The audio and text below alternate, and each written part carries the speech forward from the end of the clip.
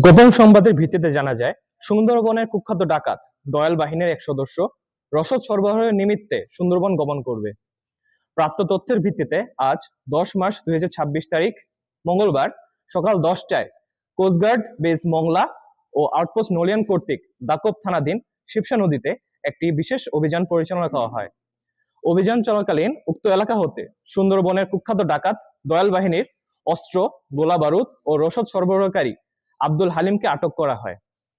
পরবর্তীতে আটককৃত ডাকাতের তথ্যের ভিত্তিতে আজ দুপুর 1টায় দাকব থানাধীন টাকাতলা খাল সংলগ্ন এলাকা হতে একটি একনলা বন্দুক ও 4 রাউন্ড তাজা কার্তুজ জব্দ করা হয়।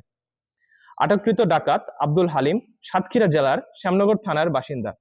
সে দীর্ঘদিন যাবৎ দয়াল বাহিনীর সঙ্গে ডাকাতি এবং ডাকাত দলকে অস্ত্র, গোলাবারুদ ও রসদ সরবরাহের মাধ্যমে সহযোগিতা করে আসছিল। জব্দকৃত আলামত ও আটককৃত ডাকাতের পরবর্তী আইনানুগ ব্যবস্থা গ্রহণের কার্যক্রম প্রক্রিয়াধীন রয়েছে।